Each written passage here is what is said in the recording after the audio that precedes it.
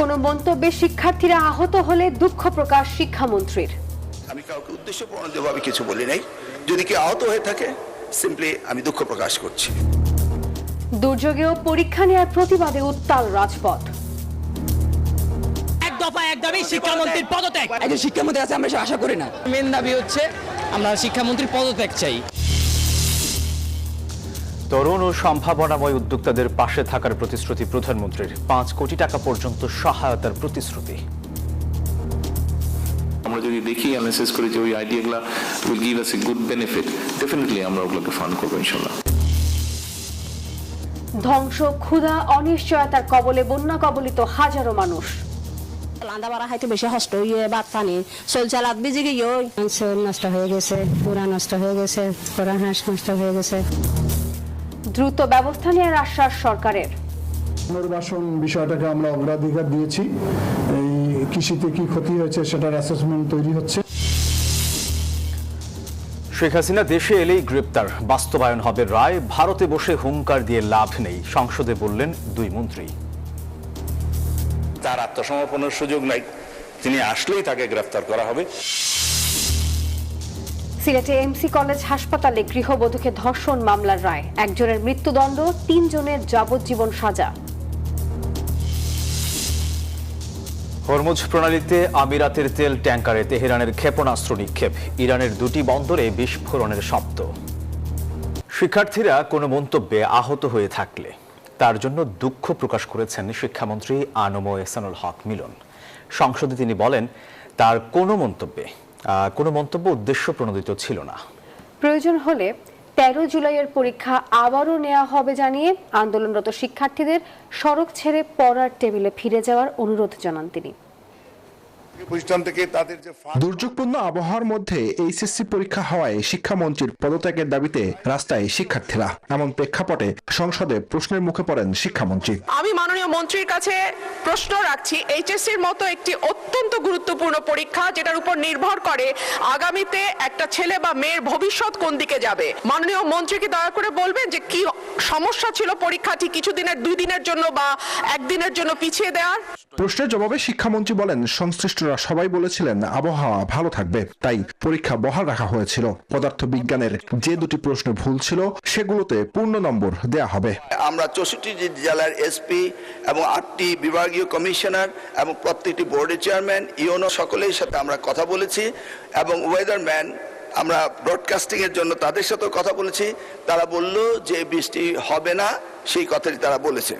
বিকেল 5টা পর্যন্ত আমরা বসে থেকে সিদ্ধান্ত নিলাম যে সকলেই বলল যে ওয়েদার ভালো হবে, সেই জন্য আমরা পরীক্ষা রেখেছি। ফিজিক্সের 6 এবং 7 2টি কোশ্চেন ভুল হয়েছে, সেটাকে আমরা ফুল ক্রেডিট দিয়ে দেব।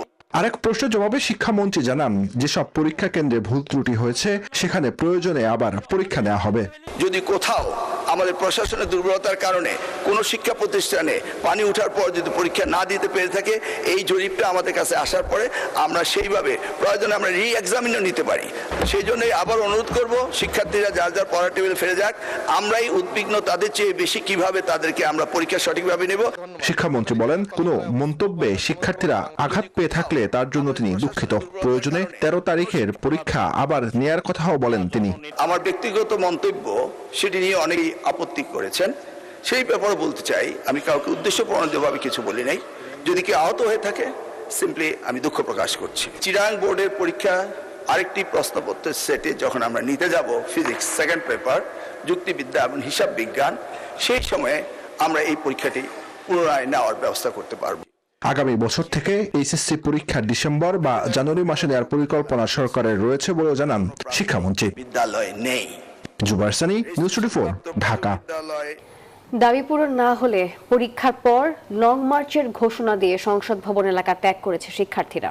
এর আগে প্রবল বৃষ্টি আর জলাবদ্ধতার মধ্যে এইচএসসি পরীক্ষা নেয়ার প্রতিবাদে রাজধানীর সায়েন্স ল্যাব, উত্তরা সহ বিভিন্ন জায়গায় সড়ক অবরোধ করে বিক্ষোভ করে তারা। সড়ক অবরোধের কারণে রাজধানীর বিভিন্ন এলাকায় দেখা দেয় তীব্র যানজট।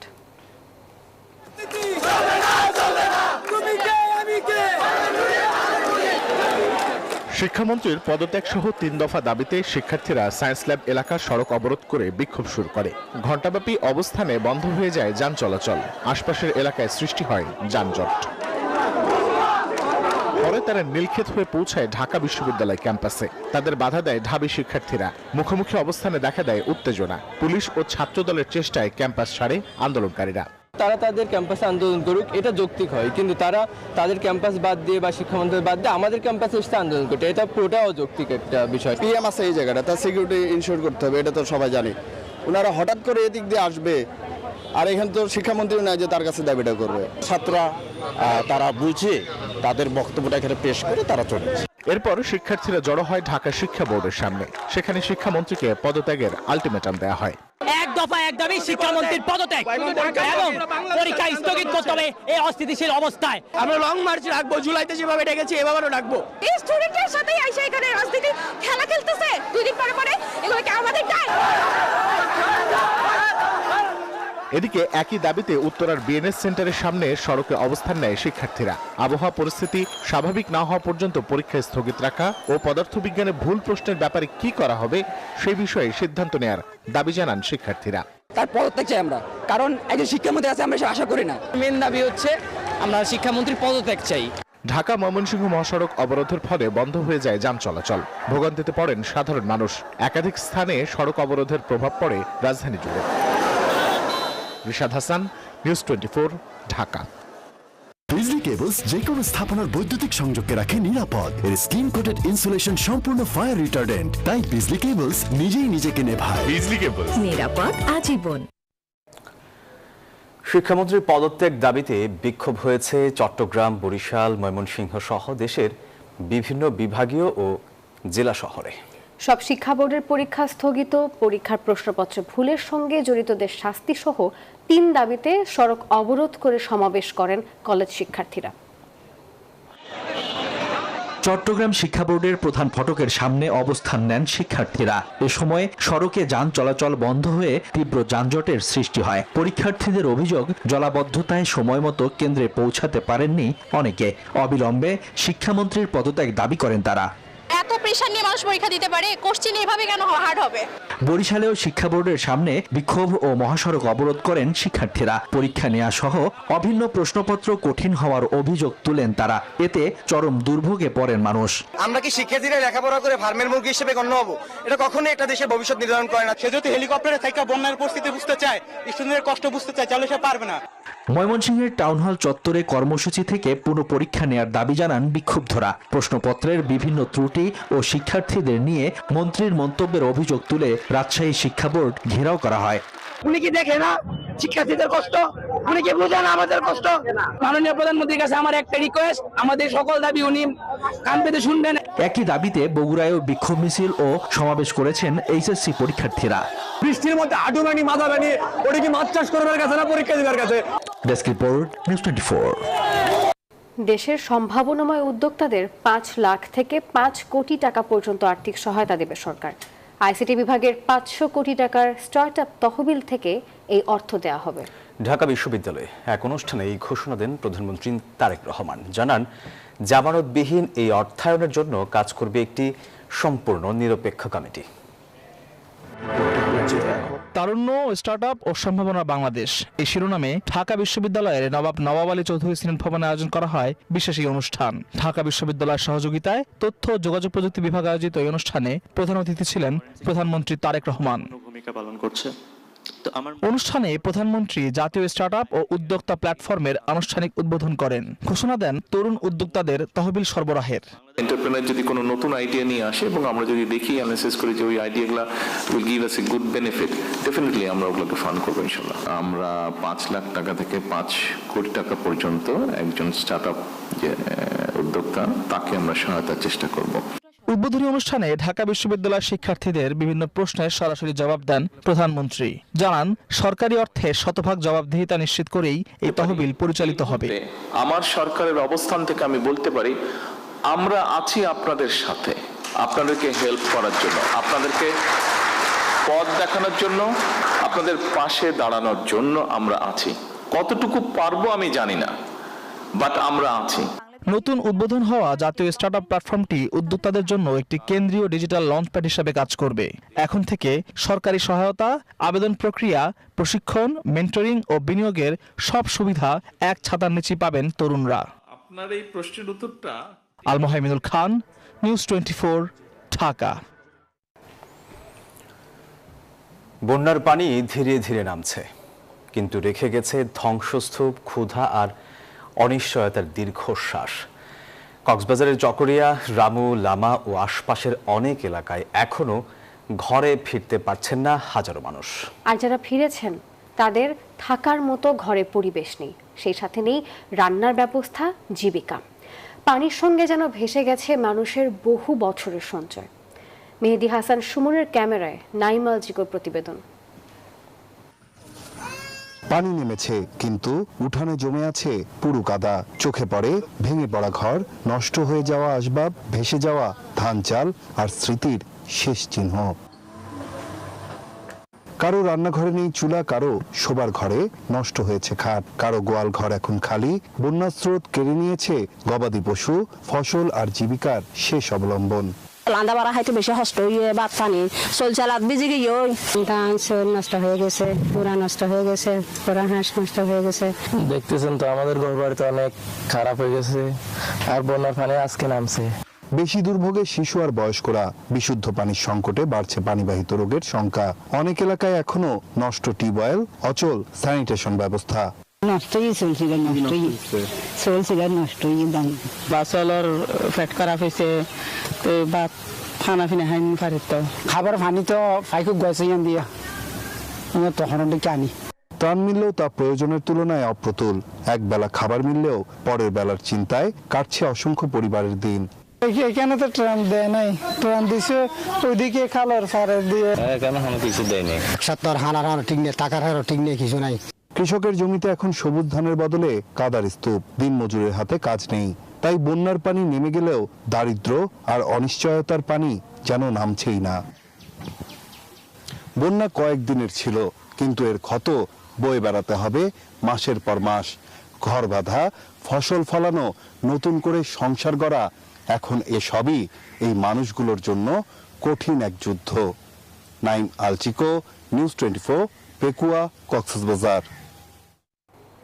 দেশে চলমান বন্যায় ক্ষতিগ্রস্তদের ত্রাণ, কৃষি উপকরণ, প্রাণী সম্পদের খাদ্য এবং পুনর্বাসনে দ্রুতই ব্যবস্থা নেওয়া হবে বলে জানিয়েছে সরকার। আর সকালে এলজিআরডি মন্ত্রী ফখরুল ইসলাম আলমগীরের সভাপতিত্বে অনুষ্ঠিত আন্তঃমন্ত্রণালয় বৈঠকে এই সিদ্ধান্ত হয়। এখন পর্যন্ত বন্যায় 54 জনের মৃত্যু হয়েছে বলে জানানো হয়, আর ক্ষতিগ্রস্ত হয়েছে প্রায় 6.5 লাখ পরিবার। চট্টগ্রাম, পার্বত্য চট্টগ্রাম সহ বন্যা কবলিত এলাকায় পানি কমতে শুরু করেছে, বাড়ছে পানিবাহিত রোগ। প্লাবিত এলাকার মানুষ নানা দুর্ভোগে দিন পার করছে। এই অবস্থা মোকাবেলায় দুর্গতদের দ্রুত পুনর্বাসনের সিদ্ধান্ত নিয়েছে সরকার। মঙ্গলবার আন্তঃমন্ত্রণালয় বৈঠকে বন্যা পরিস্থিতি মোকাবেলায় তাৎক্ষণিক ও দীর্ঘমেয়াদী করণীয় নিয়ে আলোচনা হয়। জানানো হয়, ক্ষতিগ্রস্তদের জন্য ত্রাণ, কৃষি উপকরণ, প্রাণী সম্পদের খাদ্য এবং দ্রুত পুনর্বাসনের ব্যবস্থা করা হবে। পুনর্বাসন বিষয়টাকে আমরা অগ্রাধিকার দিয়েছি। এই কৃষিতে কি ক্ষতি হয়েছে সেটার অ্যাসেসমেন্ট তৈরি হচ্ছে। যে কোনো মানুষ যে কোনো রোগে বা সাপে কামড় সহ আক্রান্ত হলে নিকটস্থ উপজেলা সদরে চিকিৎসার ব্যবস্থা করবেন, সেই নির্দেশনা প্রদান করা হয়েছে। এ সময় কৃষিমন্ত্রী জানান, বন্যায় সবচেয়ে বেশি ক্ষতিগ্রস্ত হয়েছে ধানের বীজতলা। সরকারি জমিতে বীজতলা করে কৃষকদের মাঝে চারা বিতরণের কথাও জানান তিনি। ঠিক এই সময়ে এই বন্যার কারণে আমাদের ধানের বীজ ওই এলাকায় অলমোস্ট নেই, ধানের বীজ নাই, ডুবে গেছে। পানি কমে গেলে ভেঙে যাওয়া বাঁধ ও ক্ষতিগ্রস্ত অবকাঠামোর জরুরি ভিত্তিতে মেরামতের কথা জানান পানি সম্পদ প্রতিমন্ত্রী। যেসব এলাকায় বন্যা হয়েছে, বাঁধ ভেঙে গেছেন, সেসব এলাকায় তারা যেন সার্বক্ষণিকভাবে সেখানে বাঁধগুলো পুনর্নির্মাণ এবং জরুরি ভিত্তিতে কিছু কাজ থাকে, সেই কাজগুলো আমরা করার নির্দেশনা দিয়েছি। বন্যা শেষ হলে ক্ষয়ক্ষতির পূর্ণাঙ্গ হিসাব শেষে সবাইকে পুনর্বাসন করার আশ্বাস আসে সরকারের পক্ষ থেকে। Desk report, news 24। চট্টগ্রামের বন্যা পরিস্থিতির কিছুটা উন্নতি হয়েছে। পানি নামার সঙ্গে সঙ্গে গ্রামীণ সড়ক ও বিভিন্ন এলাকায় স্পষ্ট হচ্ছে ক্ষতচিহ্ন। আর একই চিত্র কক্সবাজারেও। চকরিয়া, পেকুয়া সহ বিভিন্ন উপজেলায় কমছে বানের পানি, তবে পানিবন্দী লাখো মানুষের দুর্ভোগ চরমে। আর এদিকে আজও বান্দরবানে পাহাড় ধস হয়েছে। স্বাভাবিক হতে শুরু করেছে আবহাওয়া, বন্যা পরিস্থিতিও কিছুটা উন্নতির দিকে। চট্টগ্রামের সাতকানিয়া ও বাঁশখালীতে বন্যা পরিস্থিতির কিছুটা উন্নতি হয়েছে, পানি নামছে আর স্পষ্ট হচ্ছে ক্ষতচিহ্ন। তবে সাতকানিয়ার নিম্নাঞ্চল এখনো প্লাবিত। কক্সবাজারের চকরিয়া ও পেকুয়া সহ বিভিন্ন উপজেলায় কমেছে বানের পানি, তবে পানিবন্দী লাখো মানুষের দুর্ভোগ চরমে। বন্যা দুর্গত এলাকায় দেখা দিয়েছে খাদ্য ও বিশুদ্ধ পানির সংকট। প্রশাসনের পক্ষ থেকে পৌঁছে দেয়া হচ্ছে ত্রাণ সামগ্রী। একই চিত্র খাগড়াছড়ি ও রাঙামাটিতেও। এদিকে বান্দরবানে আবারও ঘটেছে পাহাড় ধসের ঘটনা। হঠাৎ প্লাবনে ক্ষতির মুখে পড়েছেন জেলার কৃষকরাও। বন্যা পরবর্তী বন্যা কবলিত এলাকায় সবচেয়ে বেশি যেটা সমস্যা সেটা হচ্ছে যে এই ময়লা আবর্জনা। পানি নেমে গেছে এবং আশেপাশের মানুষ যে কষ্টে ছিল তার থেকে এখন আরো বেশি কষ্ট হয়ে গেছে। প্রায় জায়গায় আপনার ময়লা। সংশ্লিষ্টরা জানান সরকারের পক্ষ থেকে বানবাসীদের চাল ও শুকনা খাবার দেয়া হচ্ছে। উদ্ধার ও ত্রাণ বিতরণ কার্যক্রমে বাংলাদেশ সেনাবাহিনী সার্বিক সহযোগিতা করছে। এদিকে অতিবৃষ্টি ও পাহাড়ি ঢলে লালমনিরহাটের তিস্তা নদীর পানি বিপদসীমার 7 সেন্টিমিটার উপর দিয়ে প্রবাহিত হচ্ছে, ফলে আবারও প্লাবিত হয়েছে নিম্নাঞ্চল। Desk report, news 24। কুমিল্লা সরকারি মহিলা কলেজ কেন্দ্রে এইচএসসি পরীক্ষা শুরুর আগে জলাবদ্ধতার কারণে পরীক্ষার্থীদের ভোগান্তির ঘটনায় দুঃখ প্রকাশ করেছে মাধ্যমিক এবং উচ্চ মাধ্যমিক শিক্ষা বোর্ড কুমিল্লা। একই সঙ্গে পরবর্তী পরীক্ষাগুলো ভাষা সৈনিক অজিত গুহ মহাবিদ্যালয় কেন্দ্রে নেওয়ার সিদ্ধান্তের কথা জানিয়েছে বোর্ড।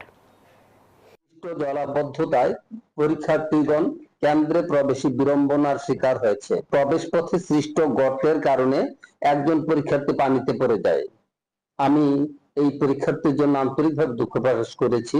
কুমিল্লা সরকারি মহিলা কলেজ কেন্দ্রের পরীক্ষার্থীদের চলমান পরীক্ষা রুটিন অনুযায়ী ভাষা সৈনিক অজিত গুহ মহাবিদ্যালয় কেন্দ্রে পরীক্ষা নেওয়ার জন্য সুব্যবস্থা করা হয়েছে।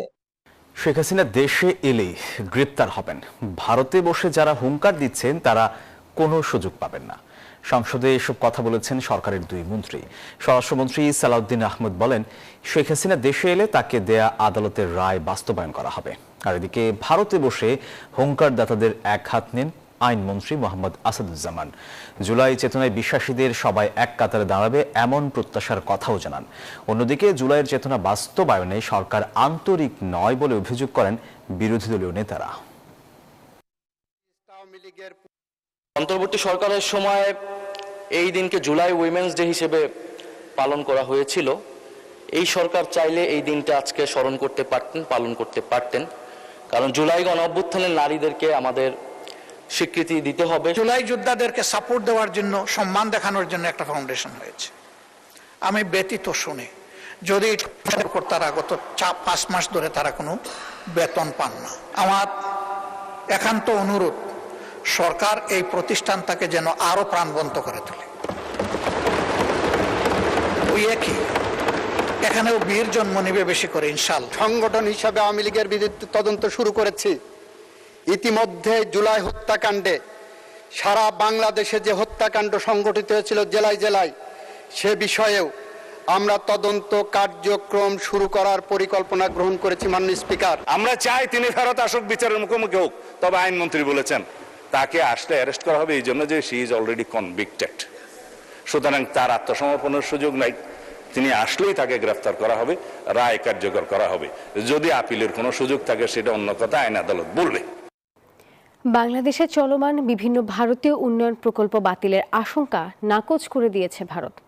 মঙ্গলবার নয়াদিল্লিতে পররাষ্ট্র মন্ত্রণালয়ের সাপ্তাহিক ব্রিফিংয়ে কথা বলেন মন্ত্রণালয়ের মুখপাত্র রণধীর জয়সওয়াল। বাংলাদেশে ভারতের উন্নয়ন সহযোগিতা কর্মসূচিগুলো দুই দেশের পারস্পরিক আলোচনা ও সম্মতির ভিত্তিতেই পরিচালিত হচ্ছে এবং ভবিষ্যতেও একই প্রক্রিয়ায় চলবে। সিলেটের এমসি কলেজ ছাত্রাবাসে গৃহবধূকে সংঘবদ্ধ ধর্ষণ মামলায় একজনকে মৃত্যুদণ্ড আর 3 জনকে যাবজ্জীবন কারাদণ্ড দিয়েছেন আদালত। আর দণ্ডপ্রাপ্তরা সবাই নিষিদ্ধ ছাত্রলীগের নেতাকর্মী। এই ঘটনায় খালাস পেয়েছেন 4 জন। আর রায়ে রাষ্ট্রপক্ষের আইনজীবী সন্তোষ জানালেও উচ্চ আদালতে যেতে চান আসামি পক্ষের আইনজীবীরা। নাজাত আহমেদ পুরো কায়েস্তের পাঠানো তথ্য ছবি নিয়ে বিস্তারিত ডেস্ক রিপোর্টে। 2020 সালের 25 সেপ্টেম্বর সিলেটের এমসি কলেজ ছাত্রাবাসে স্বামীর সঙ্গে ঘুরতে গিয়ে সংঘবদ্ধ ধর্ষণের শিকার হন এক গৃহবধূ। এ ঘটনায় 6 জনের নাম উল্লেখ করে এবং অজ্ঞাতনামা আরো 2 জনকে আসামি করে মামলা দায়ের করা হয়। দীর্ঘ 6 বছর পর বহুল আলোচিত এই মামলার রায় দেন আদালত। মঙ্গলবার দুপুরে সিলেটের দ্রুত বিচার ট্রাইব্যুনালের বিচারক স্বপন কুমার সরকার 91 পৃষ্ঠার রায় পড়ে শোনান। রায়ে প্রধান আসামি সাইফুর রহমানকে মৃত্যুদণ্ড এবং অর্জুন লস্কর, তারিকুল ইসলাম তারেক ও শাহ মাহবুব রহমান রনিকে যাবজ্জীবন কারাদণ্ড দেওয়া হয়। মামলার অপর 4 আসামিকে বেকসুর খালাস দেন আদালত। রায়ে সন্তোষ প্রকাশ করেন রাষ্ট্রপক্ষের আইনজীবী। তথ্য উপাত্ত বিচার বিশ্লেষণ করে সাক্ষীদের জবানবন্দি সব কিছু বিচার বিশ্লেষণ করে যে জাজমেন্ট দিয়েছেন সেটা আমার দৃষ্টিতে আমরা রাষ্ট্রপক্ষ সন্তুষ্ট। তবে রায়ে অসন্তুষ্টি প্রকাশ করে উচ্চ আদালতে আপিলের কথা জানান আসামি পক্ষের আইনজীবী। এই প্রসিকিউশন স্টোরিকে সমর্থন করে নাই, কোনো সাক্ষী সমর্থন না করলে কিভাবে সাজা দেওয়া হবে? সুতরাং আমরা সংক্ষুব্ধ, আমরা উচ্চ আদালতে। রায় কার্যকর হলে তা ভবিষ্যতে এ ধরনের অপরাধ দমনে ইতিবাচক ভূমিকা রাখবে বলে মনে করেন সাধারণ মানুষ। এইটা কার্যকরী করে দেওয়া হোক, এতে সমাজও ভালো একটা মেসেজ যাইব। এদের শাস্তি হওয়া উচিত। এরা যারা দর্শন করছে এরা তো আসলে অমানবিক কাজ করছে। মামলাটি নারী ও শিশু নির্যাতন দমন ট্রাইব্যুনাল থেকে গত বছরের মে মাসে দ্রুত বিচার ট্রাইব্যুনালে হস্তান্তর করা হয়। এরপর মোট 25 জন সাক্ষী আদালতে সাক্ষ্য দেন। নাজাত আহমদ পুরকায়স্ত, নিউজ 24, সিলেট। এবার আন্তর্জাতিক প্রসঙ্গ। হরমুজ ঘিরে আরো বিস্তৃত হয়েছে ইরান যুক্তরাষ্ট্র সংঘাত। সোমবার রাতেও ইরানে হামলা চালিয়েছে যুক্তরাষ্ট্র। বন্দর আব্বাস এবং বুশেহরে শোনা গেছে বিস্ফোরণ। পাল্টা জবাবে সংযুক্ত আরব আমিরাতের 2টি তেল ট্যাঙ্কার এবং জর্ডান ও বাহরাইনে মার্কিন স্থাপনায় হামলার দাবি করেছে আইআরজিসি। একই সঙ্গে ইরানের হরমুজ বন্ধ রাখার হুঁশিয়ারিতে বাড়ছে সর্বাত্মক যুদ্ধ আর বৈশ্বিক জ্বালানি সরবরাহে সংকটের আশঙ্কা। হরমুজের আকাশে ক্ষেপণাস্ত্র, সাগরে আক্রান্ত তেল ট্যাঙ্কার, ইরান যুক্তরাষ্ট্র সংঘাতের আগুন এবার ছড়িয়ে পড়ছে উপসাগরীয় অঞ্চল জুড়ে। হরমুজ প্রণালীতে সংযুক্ত আরব আমিরাতের 2টি তেল ট্যাঙ্কারে হামলার দাবি করেছে ইরানের বিপ্লবী গার্ড আইআরজিসি। এতে নিহত হয়েছেন একজন ভারতীয় নাবিক, আহত হয়েছেন আরও কয়েকজন। ঘটনার পর ইরানের জ্যেষ্ঠ কূটনীতিককে তলব করেছে নয়াদিল্লি। এরই মধ্যে টানা আরেক রাত ইরানে হামলা চালিয়েছে যুক্তরাষ্ট্র। বন্দর আব্বাস ও বুশেহারে শোনা গেছে একের পর এক বিস্ফোরণ। থেমে নেই তেহরানও। জর্ডান ও বাহরাইনে মার্কিন স্থাপনা লক্ষ্য করে পাল্টা হামলা দাবি করেছে আইআরজিসি। জলে স্থলে ছড়িয়ে পড়া এই পাল্টা হামলা হরমুজ এখন সংঘাতের নতুন কেন্দ্রবিন্দু। আর আইআরজিসির হুঁশিয়ারি, মার্কিন আগ্রাসন চললে খুলবে না বিশ্বের অন্যতম গুরুত্বপূর্ণ এই জ্বালানি সরবরাহের পথ। ফলে প্রতিটি নতুন হামলার সঙ্গে আরো বিস্তৃত হচ্ছে যুদ্ধের পরিধি, আরো ঘনীভূত হচ্ছে মধ্যপ্রাচ্যে সর্বাত্মক সংঘাতের আশঙ্কা। চন্দ্রা, নিউজ 24। দর্শক, এই ছিল নিউজ 24 সংবাদের এখনকার আয়োজনে। পুরো আয়োজনের সাথে থাকার জন্য ধন্যবাদ সবাইকে।